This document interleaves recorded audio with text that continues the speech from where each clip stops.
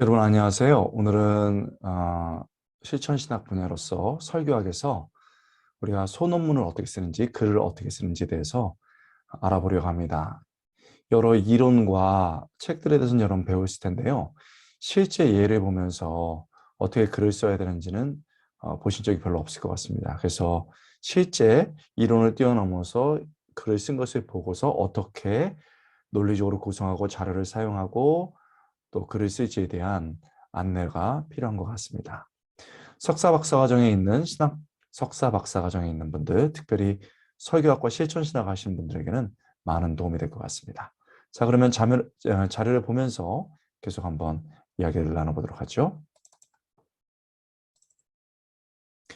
제가 오늘 설명드리려는 자료는요. 제가 최근에 썼던 소논문입니다. 이 소논문을 중심으로 해서 글을 어떻게 쓰는지에 대해서 알아보려고 하는데, 우리가 장편의 논문을 쓰든 소논문을 쓰든 어떤 글쓰기의 본질은 똑같습니다. 그것을 가지고 어떻게 하는지를 보고 그 분량에 따라서 그것이 논문이 되느냐, 소논문이 되느냐, 아니면 페이퍼가 되느냐에 딸려 있겠습니다. 자, 먼저 제목에 대해서 한번 살펴보죠. 제목을 보면 본문이 이끄는 시편 설교라고 이렇게 잡아뒀습니다. 최근에 굉장히 중요한 주제로 자리 잡았던 얘기들이죠. 주제인데, 이 주제를 소논문이든 아니면 페이퍼를 쓰든지 아니면 논문을 쓰든 간에 동일합니다. 너무 범위가 넓잖아요. 그래서 이런 것들을 영어로 too much broad, 너무 넓다, too much broad, 너무 넓어졌다 이렇게 표현을 해요.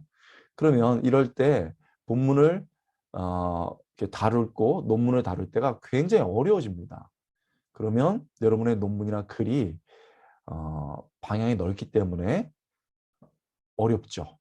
그리고 무슨 말을 하는지도 모르고 방대하게 자료를 모집해야 되고 수집해야 되고 그것을 가지고서 또 무엇인가를 한다는 것은 거의 불가능하다 봅니다.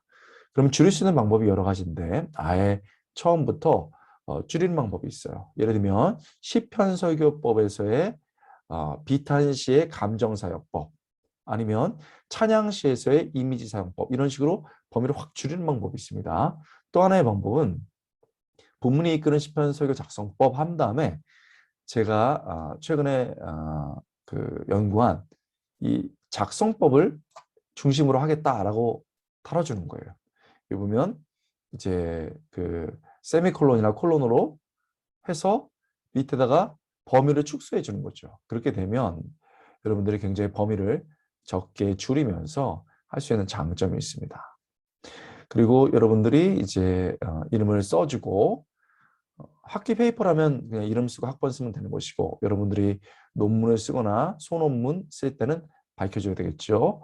저 같은 경우는 이제 합동신학대학원 설교학 부교수다 이렇게 돼 있고, 그 다음에 때로는 여러분들이 어떤 수업의 과제로, 또 어떨 때는 어떤 학회 요청으로 쓸 수도 있습니다. 저는 이번 논문이 합동신학대학교에서 연구자원기금으로 연구 저수됐기 때문에 이걸 밝혀줬죠. 자, 이제 이렇게 제목이 정해지고 또 누가 썼는지에 대해서 하면 이제 제일 중요한 것은 들어가는 글, 즉 서론에 대해서 쓰게 됩니다. 여러분, 서론은 굉장히 중요하죠. 서론은 어떻게 나머지 글들이 진행될지에 대해서 보는 것이기 때문에 이 부분에 있어서 여러분들 신경을 좀 많이 써야 됩니다. 자, 그러면 서론에서는 어떤 것을 요소로 써야 되냐면, 일단 글이 시작될 때 굉장히 매력적이고 함축적인 부분으로서 어떤 그 논문의 전체 아니면 부분을 드러낼 수 있는 문장이나 아니면 인용 같은 것들을 많이 씁니다. 아주 중요한 흐름, 아니면 중요한 문장, 아니면 중요한 학자의 인용 같은 것으로 할 수가 있겠죠. 그렇게 한 다음에 그 논문이 나갈 방향에 대해서 쭉 설명을 합니다. 내가 이것을 왜 해야 되는지에 대해서 설명하고 앞으로 어떻게 이 논문이 갈지를 보게 되는데, 이때 중요한 기법들이 몇 개가 있죠. 우리 실질적인 예를 들어보면서 보겠습니다. 자, 최근 북미 복음주의 설교학자들을 중심으로 성경의 본문성이 충실히 반영된 설교를 만들려고 노력하고 있다. 이거는 지금 첫 문장에서 현대 설교학이 어디로 흘러가는지에 대해서 딱 쓴 겁니다. 지금은 성경의 본문성 회복에 관한 관심들이 굉장히 많거든요.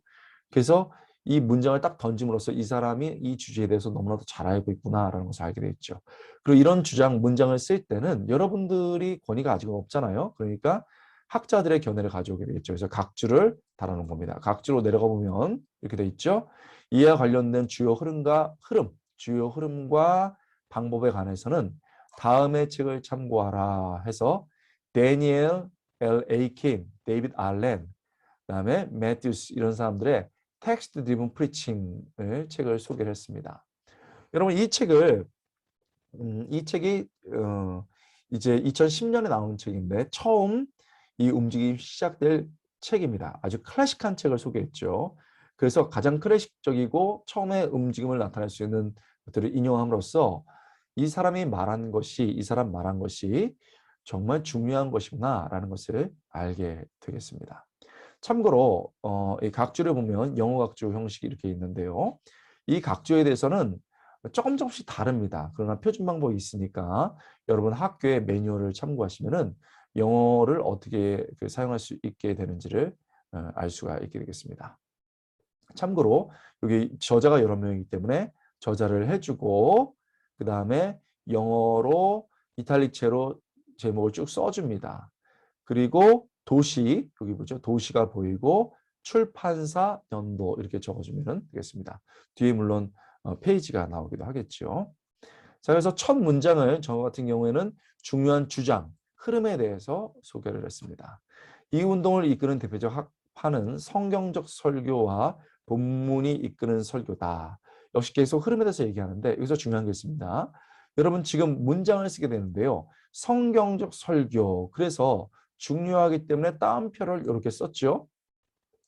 그리고 처음 쓰는 용어잖아요. 처음 쓰는 용어니까 이 용어에서 우리나라 말을 번역한 거니까 우리나라 말이 번역된 거니까 원래 영어 문장은 뭔지를 이렇게 가로에 써줍니다.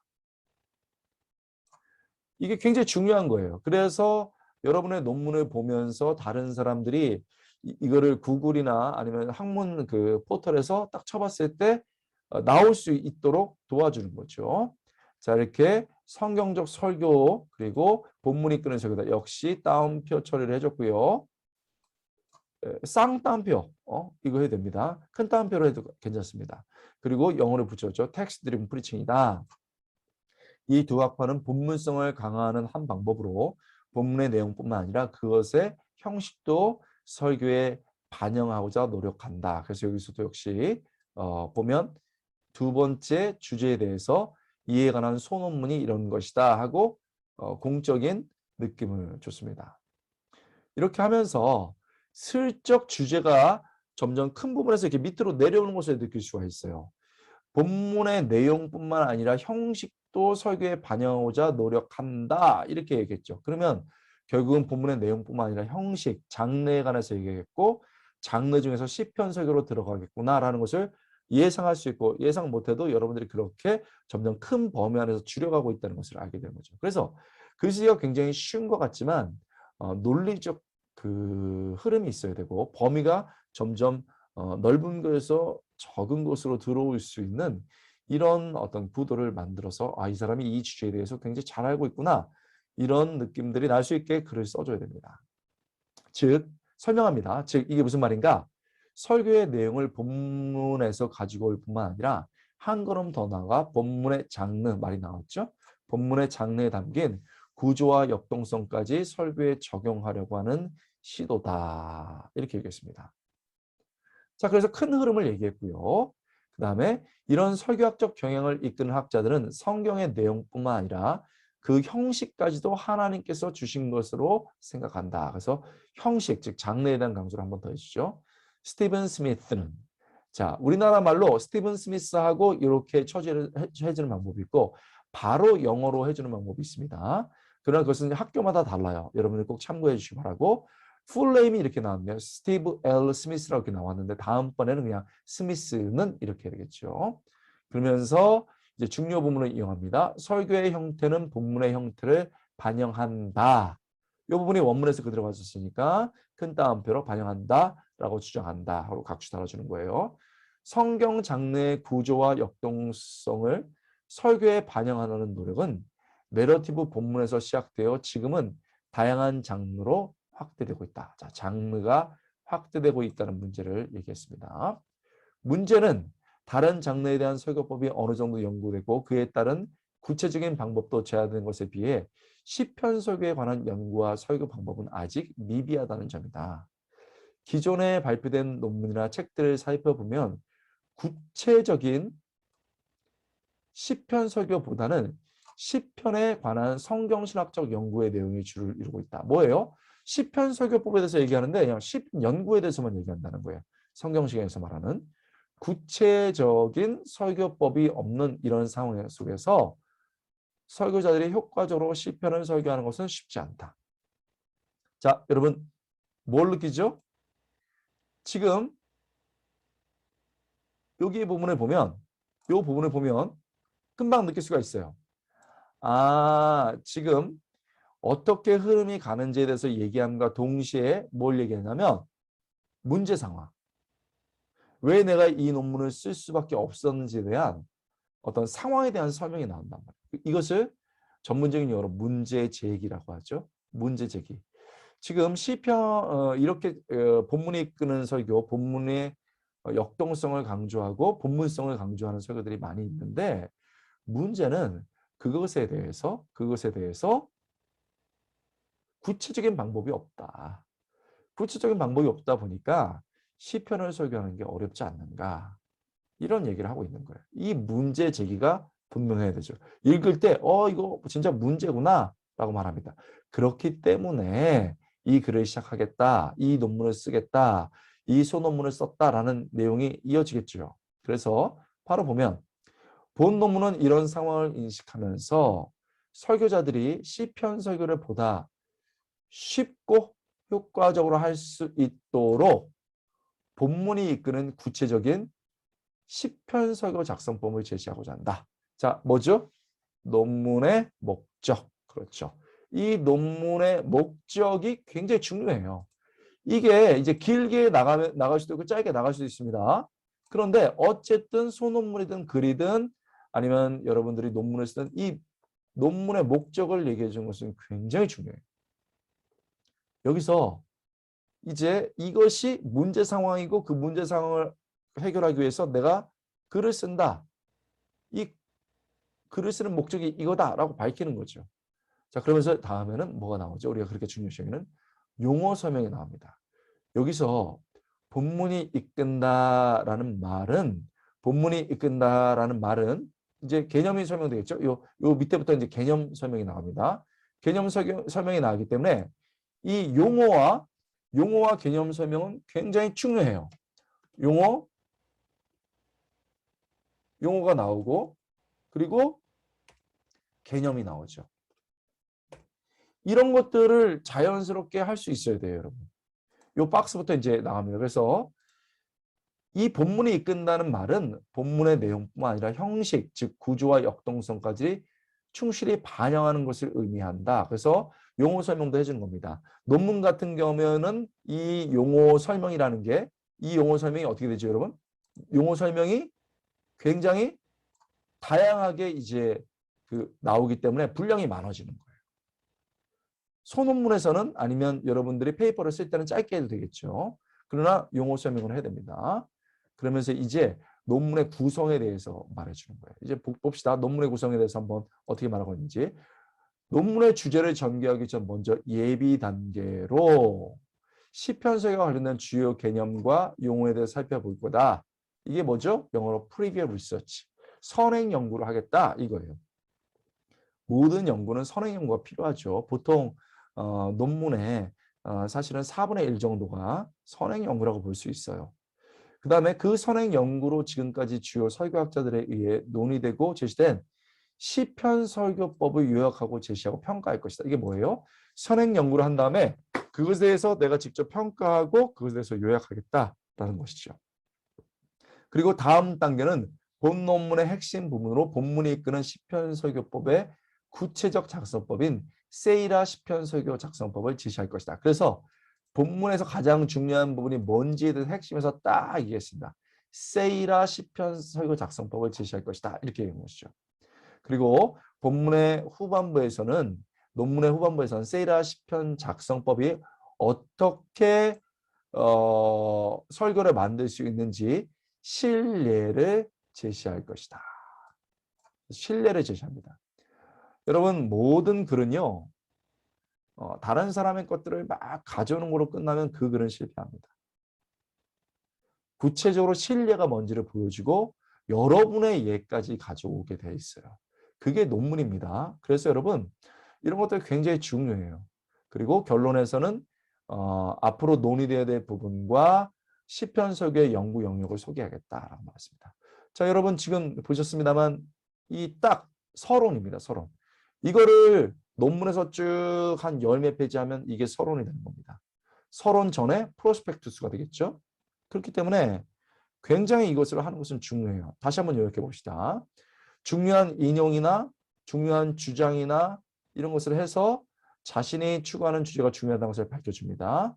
그리고 나서 흐름을 쭉 가져가다 이 흐름 속에서 이렇게 되고 있는데 이 주제가 이렇게 흘러가고 있다. 즉 본문성이 굉장히 중요하고 그 본문성에는 장르, 형식을 강조하게 되고 그 형식 중에서 다양한 장르가 개발되고 있다. 그런데 하면서 문제 상황을 주는 겁니다. 그런데 이런 부분에서 미비하다. 그래서 나는 이런 것을 연구하겠다라고 얘기하는 거죠. 그리고 그와 관련된 것을 용어로 쭉 설명을 해줍니다. 그리고 가장 중요한 부분이 무엇이 될 건지에 대해서 논문의 핵심 주제를 딱 얘기해 주고요. 그 다음에 그 결론을 어떻게 매지하겠다 하고 가는 거죠. 자, 그러면 서론에서는 제목과 지은이와 글쓴이, 그 다음에 이 전체적인 내용이 딱 들어가는데 여러분들이 어떤 느낌이 드나요? 어떤 느낌이 드나요? 앞으로 글이 어떻게 진행될 것인지 분명히 알 수 있겠죠. 이게 서론이 짧지만 굉장히 강력하게 흘러갈 수 있는 겁니다. 그리고 무조건 쓰려고 하지 마십시오. 생각하면서 쓰는데 서론은 몇 번이나 고치고 몇 번이나 수정이 필요해요. 그러니까 본문을 어느 정도 완성한 다음에 서론을 쓰는 것도 괜찮은 방법이라고 볼 수 있습니다. 서론을 딱 보면은 예고편을 본 것처럼 이게 보이는구나. 문제 상황이 뭐구나. 특별히.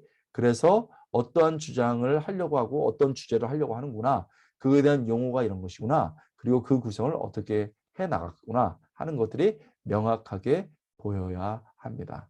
여러분 참고로 주제를 잡을 때는 이미 너무 많은 연구가 되어 있는 주제나 또 단순하게 지도 교수나 어떤 책을 그대로 가져서 확장시키고 이런 것은 불법이죠.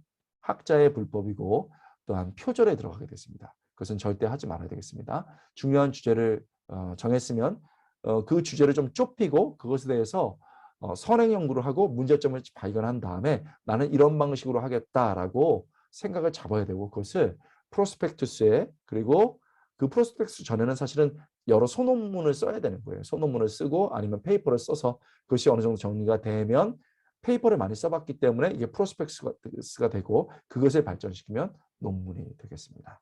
여러분 그 짧지만 서론에 대해서 살펴봤는데 이 서론이 굉장히 중요한 개념입니다. 자, 이제 본론 또 편은글이라고 말하는 이 본론에서는 어떻게 할 것인지에 대해서 다음 세션에서 한번 알아보도록 하겠습니다. 여러분 이제 서론을 어떻게 했는지 살펴봤는데요. 이번에는 편은글 본론이죠. 본론에 대해서 한번 알아보도록 하겠습니다. 논문에서는 편은글 이렇게 하면 안 되고 그 본론 이렇게 해야 되고 아니면 챕터로 이렇게 나가겠죠. 주로 편은글, 소논문 이런 식으로 쓰고 페이퍼도 이렇게 씁니다. 그리고 논문을 쓸 때는 본론에서 챕터 1, 2, 3로 나가게 되겠습니다. 자, 본론을 보겠습니다. 자, 본론을 보면 처음에 아까 그 서론에서 용어 설명이나 이런 거 나왔기 때문에 주로 서론에서는 프리뷰 리서치, 선행 연구가 시작되겠습니다. 자, 먼저 선행 연구가 뭐가 되고 있냐면 장래에 반영된 설교와 시편 설교의 방향 이렇게 나오면서 주로 어떻게 지금 흘러가고 그것이 아까 서론에서 말했던 중요 용어들이 무엇인지에 대한 해설을 선행 연구적으로 풀어가는 겁니다. 자, 보시죠. 앞에서 언급된 것처럼 최근 복음주의 설교학자들은 본문의 장르의 특징을 설교에 반영하려고 노력한다. 다시 한번 얘기해 주고 그 다음에 중요한 흐름을 설명합니다. 이런 설교적 움직임을 제프리 아설스는 처음 나오기 때문에 플레임을 쓰고요. 영어로 먼저 씁니다. Gen Sensitive Preaching이라고 부른다. 자, 그리고 중요한 용어니까 역시 이것에 대해서 각주를 달아줘야 되겠죠. 각주를 달아줍니다. 각주를 달아주고 이 용어를 문자적으로 번역하면 장르에 민감한 설교가 되는데 성경 장르를 민감히 살펴서 장르에 나타난 수사학적 효과를 설교의 효과로 나타내고자 하자는 취지를 담고 있다. 이거는 이제 제가 만든 말인데 여러분들이 이 말을 쓴다고 하면 그냥 쓰면 안 되고 제 지금 논문이라든지 글에 인용을 해야 되겠죠. 여러분 말처럼 하면 안 돼요. 지도교수한테 배운 것이라고 한지라도 그렇게 하면 안 되고 이것을 이제 각주를 꼭 달아줘야 표절의 문제가 없겠죠. 자, 그러면서 이제 단순히 요약하는 게 아니에요. 이거 중요합니다. 단순히 요약하는 게 아니고 평가를 하는 거죠. 그러나 이 용어는 오해를 불러일으킬 수 있다. 이렇게 얘기합니다. 그러면서 평가를 했어요. 설교 준비 전달의 가장 핵심적 부분이 장르이고 그것을 중심으로 설교를 작성해야 한다고 느끼기 때문이다. 왜냐하면 장르가 이끄는 설교하면 장르가 모든 것을 이끌어가는 느낌이 되잖아요. 그러면서 주장합니다. 분명 장르는 설교 준비 작성 전달에서 중요한 위치를 차지한다. 그러나 설교에서 가장 중요한 요소는 본문의 내용이다. 본문의 내용이 더 중요하다는 거죠. 본문의 내용이 설교의 핵심이라는 사실을 전제한 후에 그것이 어떤 형태, 즉 어떤 장르로 전해지는지 살펴야 된다. 그러면서 이 본문의 내용이 최우선으로 살피면서 그것이 담긴 문학적 형태도 중요하다는 것을 동시에 반영하기 위해서는 본문이 이끄는 장르 설교라는 말을 사용하는 것들이 좋다라고 제안을 하는 거예요. 적합해 보인다. 자, 그러면 여기서 중요한 게 있습니다. 저는 교수기 때문에 어느 정도 이 부분에서 권위가 있고 또 인정이 돼서 학교에서 논문을 많이 썼고 책도 썼기 때문에 이 정도는 할 수 있어요. 근데 그렇지 않을 때는 여러분들이 막 그 제프리 하서 저희 선생님이시거든요. 이런 분들을 잘못됐다, 틀렸다 이렇게 얘기해서는 안 돼요. 저도 틀렸다 이렇게 말하지 않았거든요. 오해를 불러일으킬 수 있다. 여러분들은 석사, 박사 학생이거든요. 학문 세계에서는 가장 초보자라고 할 수 있어요. 그런 사람들이 막 평가하면 안 되거든요. 공손하게 평가하고 그 사람과 좀 다른 의견을 할 때는 누구누구에 따르지 않으면서 여러분 그 다른 학자 이름을 대주거나 교수의 이름을 대주는 게 중요하죠. 그런 것들이 굉장히 중요한 기법이라고 볼 수 있어요. 무례하게 하면 여러분 그 글은 망치는 겁니다. 아주 학문적으로 겸손하지만 정확하게 하지만 따뜻하게 이렇게 할 수 있는 게 최근 경향이고 미국이나 유럽에서도 다 이렇게 하죠. 자, 그러면서 이제 본문이 이끄는 장르 설교가 뭐냐를 설명을 해주고 그다음에 그 개념을 이제 프리뷰 리서치로 보여주겠죠.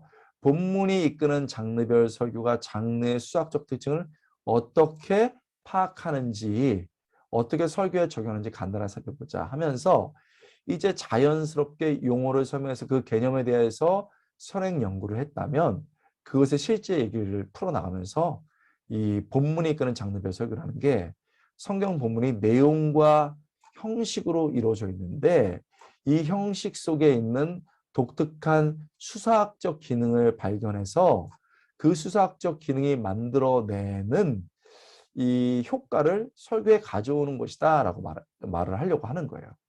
그래서 시편 같은 경우라면 그래서 이제 본론으로 시로 들어왔겠죠. 범위를 좁혀주는 거예요. 시의 수학적 기능은 뭡니까? 언어 함축, 은유, 과장, 리듬, 표현법들이다. 그래서 본문이 이끄는 장르 설교를 하려면 개념을 설명해서 이제 프리뷰 리서치에서 가져오는 거예요. 개념을. 본문이 이끄는 장르를 설교하려면 본문에 내재한 문학적 장치가 만들어내는 효과를 텍스트에서 발견해서 설교에서 사용하면 되는 것이다. 이렇게 얘기했습니다. 자, 제 얘기 같죠? 저도 이것을 배운 사람이니까 저도 한국에서 이 분야에서 물론 잘 알려진 사람이지만 제가 쓴 게 아니죠. 그러니까 여기 부분에서 이런 것들은 인용을 해줘야 돼. 인용을 해줘서 8번 이 사람이 이렇게 선행적으로 얘기를 했다 하고 얘기해 주는 거죠. 즉 본문의 문학 형식이 만들어내는 본문의 역동성을 설계에 가져오는 것이다 라고 얘기하는 겁니다. 그래서 이제 아더스 외에 롱이라는 학자를 얘기하고 스미스라는 학자까지 얘기해서 모든 사람들이 이렇게 얘기하는 것이다 라고 얘기 딱 해주는 거예요. 그러니까 선행연구회죠. 이런 대학자들이 이렇게 얘기를 했는데 여러분 누가 반박하겠는가? 누가 반박을 할 수 있는가? 이런 얘기를 하는 거예요. 그래서 개념을 설명합니다. 선행연구의 결과를 가져오는 거죠. 즉 주의할 게 있는데 이런 거죠. 딱 중요한 선행연구를 요약해 줍니다. 단순 요약이 아니에요. 그냥 이것들의 핵심을 잡아주는 겁니다. 장르를 설교할 때 주의할 점이 있다. 장르를 설교하는 것이 형식 근본주의자가 되는 게 아니다. 그래서 펀더멘털리스트가 되는 게 아니다. 라고 말해주는 거예요. 즉 시편 설교를 한다고 해서 설교자가 메시지를 한 편의 시로 전달해야 된다는 건 아니다. 그럼 뭐냐?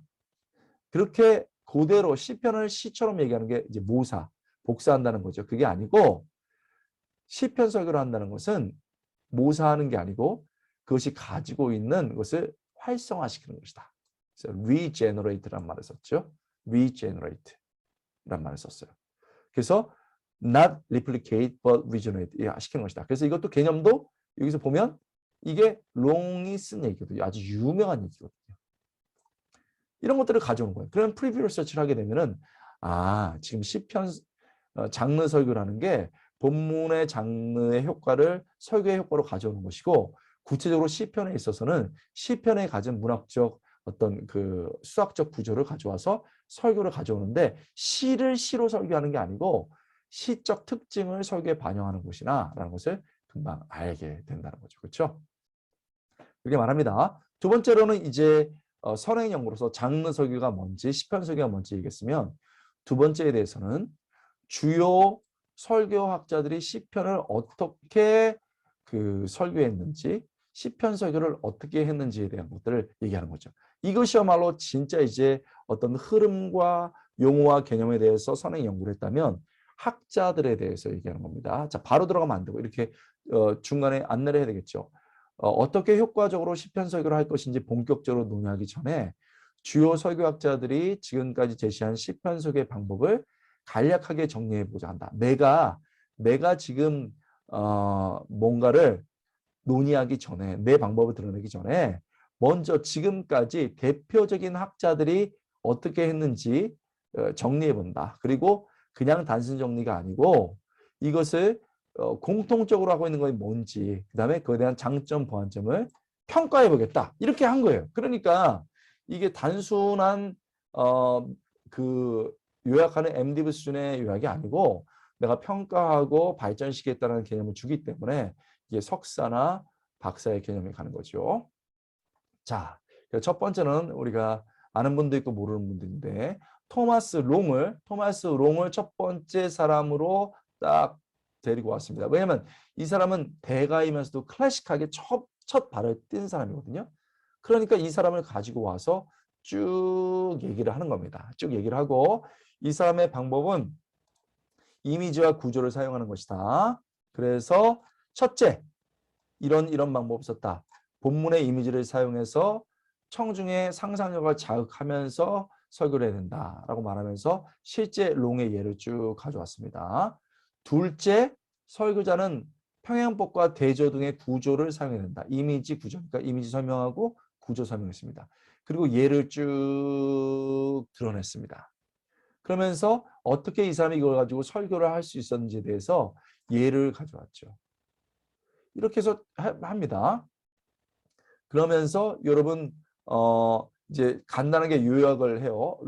요약을 한 다음에 평가를 해줘요. 롱의 예시가 보여준 것처럼 설교자는 이렇게 해야 된다 하고 핵심을 딱 잡아주고 그 다음에 겸손하게 평가를 해줘. 이처럼 본문의 구조와 이미지를 파악해서 설교에 반영해야 한다는 롱의 방법론은 여기가 중요해요. 시편 설교법에 중요한 기초를 놓은 것으로 평가된다. 이렇게 얘기하는 거예요. 내 생각에 대한 평가를 얘기를 이렇게 해주죠. 중요한 기초를 제정하고 평가한다. 이렇게 얘기했죠. 그러니까 전체적인 평가 이전에 간략하게 평가를 해주는데 굉장히 이 사람들이 정확하게 내용을 요약해주고 또 장점도 단점도 무엇인지를 간략하게 얘기하지만 정확하게 얘기해준다. 그러나 아주 굉장히 겸손하게 얘기해준다는 느낌이 들어야 된다고 합니다. 두 번째 이제 사람으로 데려온 곳은요. 제프리 아서스입니다. 제프리 아더스가 나오죠. 그래서 아서스의 방법론도 똑같아요. 쭉 객관적으로 그 평가를 해줘야 됩니다. 그래서 이 사람이 어떻게 해야 되는지를 얘기하는데 뭐라고 말하냐면 아서스에 따르면은 시편 설교를 하기 위해서는 구조, 이미지, 감정에 유의해야 된다. 그러면서 이 방법은 롱의 방법과 크게 다르지 않다. 살짝 이렇게 비교를 해줬죠. 뭐 크게 들어가지 않아도 돼요. 선행 연구는 그 연구가 어떻게 흘러가는지 쭉 보여줍니다. 그러면서 먼저 감정과 활용에 대해서 살펴보자 하면서 예를 쭉 댑니다. 구조에 대해서 살펴보자 쭉 예를 들죠. 그 다음에 이렇게 예를 든 다음에 중요한 게 있는데 아서스에 따르면 평행법이라는 미시적 차원뿐만 아니고 거시적 차원의 설교가 중요하다고 강조한다. 이런 것들은요. 딱 전체적인 방법론의 비교가 있어야 이런 것들을 핵심이 이거다라고 얘기해 주시는 거예요. 그래서 딱 읽어줘서 아서스가 발전시킨 건 이런 거구나 라고 예를 쭉 들어주고 말합니다. 그렇죠. 그래서 설명해주고 또 아서스가 제프리 아서스가 이런 방법론 외에 9가지 방법론도 제시했다. 이렇게 요약을 해준 다음에 이제 평가를 해야 되겠죠. 간단하게. 사실 아더스가 제시한 이 9가지 방법은 어떤 것은 시편 설교에만 특별히 적용할 방법은 아니다. 왜냐하면 사람들이 이렇게 느끼기 때문에 미리 평가를 해준 거죠. 시편 설교뿐만 아니고 모든 설교를 위한 제한점들은 들린다. 그 다음에 겸손하게 평가해 줘야겠죠. 그럼에도 불구하고 그의 제안은 시편 설교에서 구조, 이미지, 감정을 사용뿐만 아니라 다양한 요소의 활용도 고려하게 만드는 창의적 제안으로 볼 수 있다. 이렇게 살짝 약간 이 부분은 무리가 있다라고 말하는 것처럼 보이지만 끝에 보면서 이런 기여점이 있다. 이렇게 얘기해 주실 수 있어요. 여러분, 대학자들이거든요. 이걸 갖다가 틀렸다. 이런 부분에서 한계다. 이런 식으로 얘기하는군요. 굉장히 무례하고 위험한 발상이에요. 여러분들 그 사람의 사상을 다 파악하지 못하거든요. 그러니까 겸손하게 할 수 있는 만큼 평가를 하는 꼭 그 다음에 그분의 기여점을 꼭 얘기해 줘야 되겠습니다. 자, 세 번째는요. 스티븐 스미스. 가장 최근에 두각을 드러내는 학자고 목회자죠. 이분에 대한 얘기를 해주는 겁니다. 그러면서 스미스에 대한 얘기를 해주는데 뭐라고 말하냐면은 이분도 역시 구조와 활용에 대해서 얘기를 한다. 그러면서 다시 평행법에 대한 설명을 쭉 얘기를 해주고 조금씩 다르게 말해주면서 합니다. 그 다음에 이미지와 감정에 주목해야 된다고 말한다. 이분도 역시 이렇다 해서 좀 다른 부분을 얘기하고요. 그 다음에 새로운 거 마지막으로 구속의 하나님을 드러내고 있다. 이건 굉장히 재밌어요. 시편에서 구속의 하나님을 굉장히 잘 드러내야 된다라고 얘기하는 거죠. 그러면서 뭐라고 말하면 특별히 그냥 단순 요약이 아니고 기여점을 얘기해 주는 거예요. 특별히 시편 설교를 신약과 적극적으로 연결할 것을 강조한다. 왜냐하면 신약에서 가장 많이 언급됐기 때문이다라고 말하면서 실제 이해를 보여줘요. 그러면서 간단한 평가를 합니다. 시편 설교의 핵심적 요소와 구조, 감정, 이미지는 구원자 하나님을 드러내는 것과 신약으로 연결하는 것을 기존 방법에 추가를 했다. 잘했다. 그렇죠? 하면서 이 부분을 굉장히 중요하게 잘 평가를 해준 거죠. 자, 그러면 선행 연구를 할 때 대부분은 어떻게 흘러가는지를 얘기하는데 슬쩍슬쩍 핵심이나 중요한 부분을 얘기해줘. 맨 끝에는 부족했던 점과 기여점들을 더 많이 얘기를 해줍니다. 그 다음에 이제 전체적인 평가가 나오죠. 전체적인 평가가 나오면서 그 평가에서 앞으로 나갈 수 있는 방향이 뭔지를 얘기하는 겁니다. 이런 것들은 굉장히 중요해요. 왜냐하면 단순 요약이 아니고 여러분들의 글이 이제 기여를 하는 점이고 여러분들이 드러나기 때문이죠. 자, 기존 시편 설교법의 요약과 보완점. 지금까지 롱 아더 스미스가 제시한 시편 설교법에 대해서 살펴보았다. 세 명의 학자가 사용한 용어와 설명 방식에 있어서 조금 차이를 보이지만 핵심 방법은 거의 동일한 것을 볼 수 있다. 그러면서 딱 중요한 기여를 하죠. 지금까지 살펴본 건 여러 가지인데 이게 핵심이다 하고 딱 잡아주는 거예요. 시편 설교의 핵심 요소인 본문의 구조, 이미지, 감정을 파악하고 설교에 사용하는 것이다. 두 번째, 시편의 구조를 파악할 때 미시적 구조와 의미 중심의 거시적 구조를 파악해라 라고 얘기한다. 그 다음에 세 번째, 시편 구조를 파악했다면 설교의 구조에 반영을 해야 된다. 네 번째, 시각하고 이미지를 해야 되고 다섯 번째, 감정을 파악해야 되고 그것을 느낄 수 있도록 해줘야 된다. 이렇게 얘기해서 방대하게 요약한 것을 딱 그 선행연구소에 요약해 줬을 뿐만 아니고 그것의 차이점과 공통점을 딱 잡아내 주는 거죠. 그러니까 이 사람의 글을 읽어보니까 화나구나. 그럼 나도 이렇게 하면 되겠네 하고 빨리 감을 잡을 수 있는 거죠. 자, 그리고 이제 전체적인 평가를 하면서 다음 장으로 넘어갈 준비를 하는 거죠. 위에서 요약한 방법들은 시편 설교를 위한 기초적이면서도 매우 중요한 것임에 틀림없다. 하지만 두 가지 보완점이 필요하다. 자, 첫째, 이 방법들이 좋긴 하지만 구체적으로 발전시키는 것이 필요하다. 제가 늘 말하는 이론만 해가지고는 안 돼요. 여러분, 그거는 이미 많이 나와 있습니다. 구체적 발전시키는 거 필요하다. 기법이 필요하다. 예를 들면, 그러면서 예를 드는 거예요. 시편 102편의 이미지가 11절 가운데 10개나 드러나는데 그걸 다 어떻게 설계에 반영하느냐. 그것은 대표 이미지를 선택해서 발전시키는 기법을 쓰면 된다. 이런 구체적인 방법이 필요하다. 이렇게 얘기하는 겁니다. 두 번째, 구조, 감정, 이미지라는 본문의 독특한 요소를 연관과 어떻게 적용까지 이끌어 나가는지에 대한 구체적인 방법이 언급되지 않는다. 방법이 없어요. 연관과 적용이 어떻게 가는지에 대해서 모른다 이거예요. 왜냐하면 시편 설교가 본문의 특징만 가져와서는 안 되잖아요. 연관과 적용이 어떻게 가야 되는지 내가 얘기해 주겠다 이런 거죠. 그렇죠? 본문의 이미지, 감정을 어떻게 현대 청중의 삶으로 연결할 것인지도 매우 중요한 문제다. 그러나 시편의 고백과 기도와 찬양을 어떻게 현재 삶에 적용할 것인지도 빼놓을 수 없는 주제다. 이런 보완점을 하기 위해서 이런 걸 보완하기 위해서 나오죠. 기존 시편 방법을 버리고 아니요. 보완시켜서 세이라 시편 설교법을 만들겠다. 이런 연구가 있었고 이런 한계가 있으니까 나는 이 부분을 이렇게 발전시키겠다라고 이렇게 묶는 거예요. 이 부분이 굉장히 중요한 부분이에요. 자연스럽게 뭘로 가죠, 여러분? 자연스럽게 전체적인 흐름이 오다가 이런 보완점이 필요해서 다시 가는 거죠. 이런 보완점이 필요해서 내가 어떻게 하겠다고요? 이런 보완점이 필요해서 내가 세이라 시편 설교법을 만들었다라고 말을 하게 되는 거죠. 자, 이제 우리가 본 것은요. 결국은 선행 연구 파트예요. 여러분이 소논문을 쓰든 작은 페이퍼, 뭐 10장, 15장 페이퍼를 쓰든 논문을 쓰든 똑같아요. 길이의 문제예요.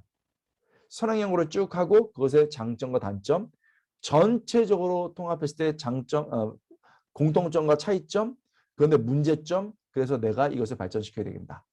이 서론에서 조금 발전시킨 것을 더 발전시켜서 본문에서 점점점 챕터가 움직이고 있는 것을 볼 수가 있죠. 여러분 이렇게 글들이 움직여 나간다는 것은 굉장히 재미있다고 볼 수가 있어요. 힘들어도 재밌죠? 자, 그러면 이제 다음 세션에서는 어떻게 본격적으로 내가 만들어내고 제시하는 기법들과 주장들을 어떻게 발전시켜 나가는지를 살펴보도록 하겠습니다.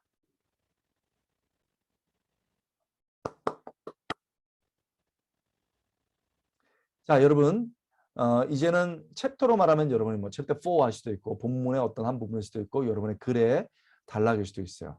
이제는 내가 주장하는 것들을 얘기해야 돼요. 그러니까 단순하게 요약하거나 단순하게 뭐 이런 게 하는 게 아니고 이제 내가 어떻게 이것을 할 것인지에 대한 얘기를 합니다. 자, 세이라 시편 설교법의 철학과 핵심 요소. 이게 뭔지에 대해서 얘기하겠다라고 말하면서 본문이 이끄는 설교는 텍스트가 왕이라는 철학을 가지고 있습니다. 이렇게 얘기하고 이것을 본문의 내용을 이렇게 파악해서 연관시키고 적용한다. 이걸 얘기했어요. 자, 이렇게 하기 위해서 본문이 이끄는 설교는 본문 연관성 적용이라는 것을 하고 있다. 그래서 이것도 물론 인용을 해줬죠. 그런데 이 전체적인 흐름 속에서 세이라 시편 설교법은 본문이 이끄는 설교의 철학을 기초로 한다. 내가 그냥 만든 게 아니다. 내 주장이 아니다. 이런 큰 흐름 속에 있다. 그래서 시편 설교의 방향을 쉽게 기억함과 동시에 구체적으로 설교를 작성하도록 한다. 이렇게 얘기를 해주는 거예요. 그래서 내 얘기가 항상 내 주장이 그냥 나온 게 아니고 거대한 흐름 속의 한 부분이다. 나도 산맥 속에서 하나의 능선이나 산을 이루고 있다. 이렇게 얘기해 주는 거예요. 그렇죠? 나는 본문이 이끄는 설교에 속해 있다. 그중에 장르 설교를 하는 것이고 시편 설교를 해서 쉽게 시편 설교의 방향을 결정하게 만든다. 그 다음에 구체적으로 할 수 있도록 돕겠다. 이렇게 만든다는 거예요. 그래서 이렇게 말합니다. 세이라에는 시편 설교법의 핵심 방향과 이 구체적인 방법의 세 요소가 들어가 있다. 이렇게 얘기합니다. 풀어나가요. 잘 봐요. 글을 어렵게 쓰는 게 아니고 여러분들이 명확하게 써야 돼. 어렵게 학문적으로 쓸 필요도 있어요. 어렵게 쓰는 것과 학문적으로 쓰는 건 달라요. 학문적으로 쓰더라도 쉽게 쓸 수 있어요. 학문적이면서도 굉장히 명확하게. 자, 세이라 여기 보이죠? 세이라가 보여주는 이 세이라가 뭔지에 대해서 설명을 해주는 거예요. 이 세이라가 뭐다? 세이라 이거를 이제 설명해 주는 거예요. 세이라 설교법에는 그래서 S는 구조다. 그렇죠? E 감정이다. 그렇죠? I는 이미지다. 결국은 시편 설교는 SEI 구조, 감정, 이미지를 만들어내야 된다. 그렇죠? 그래서 이 SEI는 본문과 관련된 본연적 중에 본문과 관련된 텍스트를 말한다. R은 뭐죠? 알죠? 연관성. 세이라의 R, 연관성. A는 적용이다. 이렇게 얘기한 거예요. 표로 딱 정리해 줍니다. 표도 굉장히 중요해요. 그래서 세이라, S, E, I, R, A 이렇게 해주는 거예요. 그리고 메시지의 흐름, 공감 요소인 이 감정, 이미지 시각화, 그렇죠? 연결 실천 이런 것이다. 그래서 딱 명확하게 볼 수 있도록 도표를 사용하는 것도 굉장히 중요하죠. 엉뚱한 도표는 가져오면 안 됩니다. 여러분 꼭 필요한 도표를 가져야 됩니다. 자, 지금까지 세이라 설교법의 핵심 요소를 알아봤다. 알아보고 일단 방향을 제시했어요. 그러면은 방법론이 뭐냐? 방법론이 뭐에 대해서 얘기합니다. 이제부터 각 요소를 활용해서 어떻게 설교를 할 수 있는지 구체적으로 제시하겠다. 방법론을 제시하겠다는 거죠. 그러면서 실제적으로 핵심 부분도 명확하게 하기 위해서 이렇게 영문자와 따옴표로 해왔다 이렇게 놨습니다. 여러분 그러니까 여러분의 글을 읽어가지고 이게 이해가 돼야 되지 이걸 설명하면 벌써 페이퍼나 프로포절이나 소논문이나 논문은 틀린 거예요. 읽었을 때 그냥 이해가 돼야 되는 거예요. 그렇죠? 자, 그래서 가장 중요한 부분으로 들어왔어요. 어떻게 작성하시는지를 말한다 해서 말합니다. 그래서 이제 하나씩 제시하는 거예요. S, 세이라에서 본문의 구조를 파악하라 말했고 세이라 중에서 S를 대문자로 썼죠. 세이라. 그래서 시편 구조를 파악하는 거다 하면서 쭉 설명합니다. 하면서 여러분 쭉 설명하는데 이렇게만 구조를 파악해라 이러면 앞에랑 구별이 안 되잖아요. 뭐 똑같은 일을 했네. 구체적으로 하는 거죠. 시편이 어떤 종류인지 첫째 확인해라. 쭉 예를 들고요. 둘째 시편을 큰 구조와 작은 구조로 나눠라. 쭉 예를 듭니다. 셋째 여러 단락으로 나눈 시편의 최종 메시지가 무엇인지 중심 메시지를 발견해라. 자, 앞에서 학자들은 그냥 구조만 파악해라 라고 말했는데 지금 저는 방법론으로 분류, 그 다음에 큰 구조, 작은 구조를 나눠야 되고 그것의 핵심 메시지가 뭔지에 대해서 얘기해라. 이렇게 얘기한 거예요. 훨씬 발전됐다는 걸 볼 수 있어요. 두 번째, 본문의 감정을 파악하라 하고 이모션의 이를 크게 만들었죠. 그래서 감정을 사용하라는 것은 이미 많은 학자들이 얘기했어요. 그러면 감정을 할 때 어떻게 해야 되는지를 보는 거예요. 첫째, 구체화시키죠. 본문의 구조 파악을 위해 나눈 각각의 단락에서 어떤 감정이 흐르고 있는지 파악해보라. 그냥 파악하지 말고 단락을 나눈 것 속에서 파악해라. 그래서 앞에 예를 들어줍니다. 둘째, 본문의 감정을 기초로 설교를 작성해야 된다. 라고 얘기합니다. 쭉 얘기해줘. 셋째, 본문의 감정을 반영해서 설교를 해라. 그러면서 어떻게 하는지에 대해서 구체적으로 얘기를 해주는 거예요. 그렇죠? 그렇죠? 해주는 거예요. 이렇게 방법을 발전시키고 예를 들어주지 않으면은 어떻게 설교를 갖고 올 수 있는지 얘기해 주지 않으면 이거는 여러분들의 단순 방법밖에 안 되는 거죠. 발전시켜서 나가는 겁니다. 자, 본문의 이미지는 어떻게 하느냐? 그래서 이미지를 대문자로 만들었죠. 그래서 뭐라면 첫째, 본문의 각 단락을 내용과 감정을 나타내기 위해서 그 단락에서 내용과 감정을 나타내는 이미지를 쫙 뽑아라. 전체를 뽑는 게 아니라 단락으로 뽑고 둘째, 각 단락에서 가장 대표 이미지를 뽑아라. 그렇죠? 이렇게 했고 셋째, 이 연관적음이나 적용을 제시할 때 본문의 이미지를 사용해서 시각적인 요소로 해라. 연관 작업과 적용이 이미지로 된다는 거예요. 예를 들어 시편 102편의 청중에 102편을 청중에 적용할 때 고난의 때에 간절히 기도하자 이런 일반적인 적용보다는 9절 24절의 이미지를 사용해서 눈물 섞인 물을 마실 때 눈물로 기도하자 이렇게 연관적인 시각화된 것을 해야 된다라고 얘기해 주고 이런 건 아무데도 없어요. 그러니까 이게 지금 발전된 방법으로 가는 거예요. 연관할 때는 어떻게 하는지 쭉 설명해 주고요. 적용할 때는 어떻게 하는지 설명합니다. 자, 그러면 이제 세이라라는 것이 딱 나오게 되겠죠. 설명이 끝난 거예요.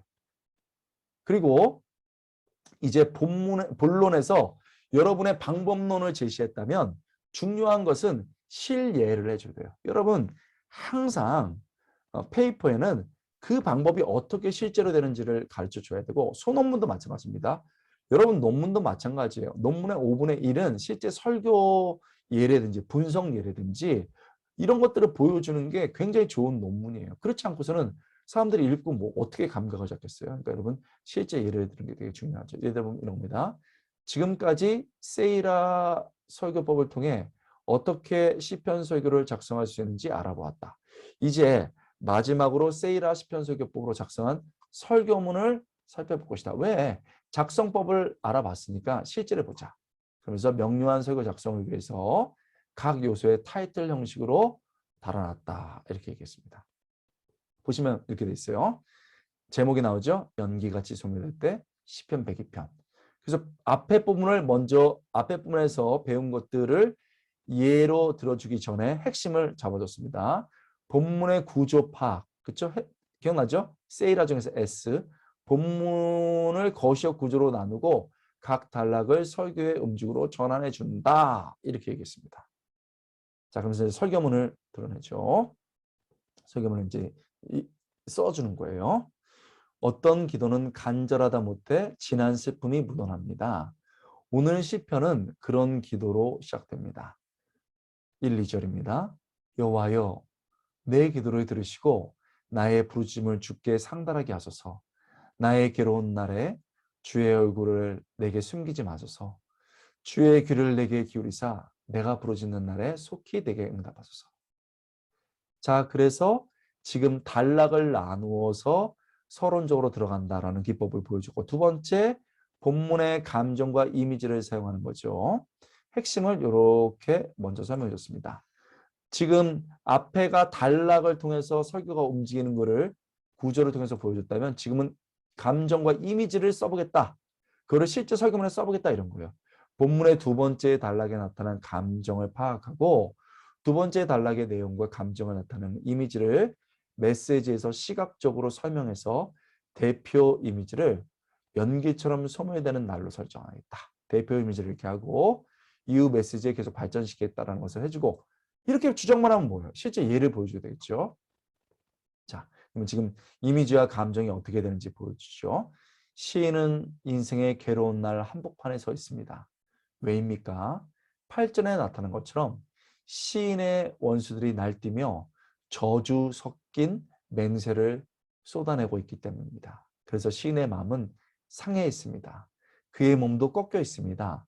자신의 처지를 고통 속에서 토해내는 시인의 말을 들어보십시오. 내 날이 연기같이 소멸되며. 여러분 지금 이미지가 나왔죠? 지금 시인의 소중한 시간은 날아가는 연기처럼 속히 사라지고 있습니다. 내 뼈가 쑥같이 탔음이니이다. 몸을 지탱해주는 강한 뼈마저 타버린 숯처럼 되어 아픈 처지가 되었습니다. 그뿐입니까? 지금 시인은 고통으로 음식조차 먹을 수가 없습니다. 그 결과 그의 몸은 물론이고 그의 마음까지 풀같이 시들어 말라버렸습니다. 내가 음식 먹기도 잊었으므로 내 마음이 풀같이 시들고 말라버렸어. 시인은 소중한 시간과 건강을 잃어버렸을 뿐만 아니라 광야의 황폐한 곳에 있는 올빼미와 부엉이 같이 외롭게 홀로 남겨졌습니다. 나는 광야의 올빼미와 같고 황폐한 곳의 부엉이와 같이 되었사오며 이제 그를 도울 사람이 아무도 없습니다. 그래서 지붕 위에 홀로 긴 밤을 새우는 참새 같은 인생이 되어버렸습니다. 내가 밤을 새우니 지붕 위에 외로운 참새 같습니다. 그러나 가장 고통스러운 것은 온몸으로 겪고 있는 자신의 고통이 하나님께서 허락하신 것이라는 것입니다. 10절 주의 분노와 진노로 말미암으로 주께서 나를 들어서 던지셨나이다. 이미지를 쭉 설명합니다. 쭉쭉쭉 툭툭 던졌죠. 그리고 대표 이미지를 맨 앞에 드러냈죠. 내 날이 연기같이 소멸하며 이렇게 해야 된다고 말했으니까 실예를 보여주는 거죠. 그리고 이걸 이어가겠다라고 말하는 거죠. 세 번째는요. 본문의 청중삼과 어떻게 연관시키는지에 대해서 얘기해 보겠다는 거죠. 그래서 이렇게 이끌고 나갑니다. 우리는 연관 문장과 연관 예어를 통해 시인이 겪고 있는 상황을 오늘날의 청중상과 뭐 한다고요? 연결한다. 이미지가 사용된 예화로 정서적 공감을 불러일으키겠다. 연관이 어떻게 또 이미지로 나타날 수 있는지도 알려준다는 거예요. 우리는 시인의 신음 같은 한탄 소리를 들었습니다. 그런데 지금 이 소리를 들으면서 시인의 저 모습이 바로 내 모습인데 하시는 분 있으시죠? 제 삶도 지금 적들에게 둘러싸여 있습니다. 제 몸도 꺾이고 숯처럼 검어졌습니다. 저도 마음이 상해 있어서 음식을 먹을 수가 없습니다. 고독 속에 홀로 밤을 새우는 지붕 위의 참새가 바로 저입니다. 하나님이 제게 왜 이런 고통을 주시는지 모르겠습니다. 사실 고통받는 시인의 모습이 우리의 마음에 생생히 그려지는 이유는 어쩌면 우리 또한 그런 삶의 한복판에 서 있기 때문이 아닐까요? 자, 이 부분 뭐죠? 연관 문장. 그렇죠? 생생하게 이미지를 사용하면서 연관 문장을 썼습니다. 연관 예화도 들어보겠습니다. 지난주에 제가 아끼던 성도를 만났습니다. 이 성도는 자신의 30대 중반의 삶이 연기처럼 사라졌다고 했습니다. 이 성도의 이야기를 들어보았습니다. 30대 중반에 그만 암에 걸렸습니다. 그래서 인생의 가장 소중한 시간을 그 무서운 병과 싸우며 보냈습니다. 시인의 말처럼 붙잡고 싶었던 그의 소중한 시간이 연기처럼 훅 날아갔습니다. 자, 앞에서 연기처럼 날아가는 시인의 인생을 여기로 연관시켰습니다. 그렇죠? 이미지로. 이 성도는 담담하게 말하더군요. 제가 죽는 것은 괜찮았는데 유치원생 딸을 홀로 남겨두는 것이 너무 슬프고 걱정이 되었습니다. 이 성도는 연기처럼 날아가는 시간 또 나왔죠? 그 시간의 끝에 무엇이 있을지 얼마나 겁이 났을까요? 시인은 어땠을까요? 연기처럼 소멸되는 시간 속에 숯불처럼 돼버린 몸을 가지고 새처럼 홀로 남겨진 시인은 하염없이 울었습니다. 흐르는 눈물이 멈추지 않아 물을 마실 때도 눈물이 입 안으로 들어왔습니다. 9절. 나는 눈물 섞인 물을 마셨나이다. 그래서 시편이 이미지와 감정 구조를 통해서 어떻게 우리 마음에 들어오고 연관시키는지를 주장한 대로 그것이 설교에 어떻게 반영되는지를 보여주는 겁니다.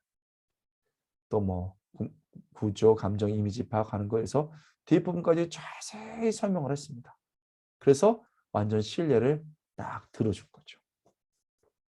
이렇게 해서 여러분 실제 예를 들어주는 거예요. 그러면 거대한 흐름을 보여주고 그 흐름 속에 내 주제가 이거다. 그래서 이런 문제가 있어서 내가 이렇게 쓰겠다 하고 본론에서 가장 중요한 본론에서 챕터를 잡아서 내 주장, 방법론을 딱 보여줘요.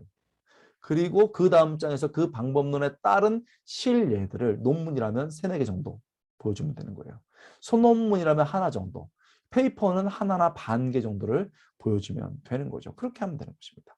이렇게 하면 이제 본론이 끝났고 본론에서 가장 중요한 부분, 내 실제 주장하는 것, 그 주장하는 것들에 의해서 어떻게 신뢰가 나왔는지, 설교가 나왔는지를 보여주면 되는 겁니다. 이제는 글을 마치고 나가는 부분, 결론 부분이 남아 있습니다. 여러분, 결론까지 왔네요. 이제 다음 세션에서 결론에 대해서 한번 생각해 보겠습니다.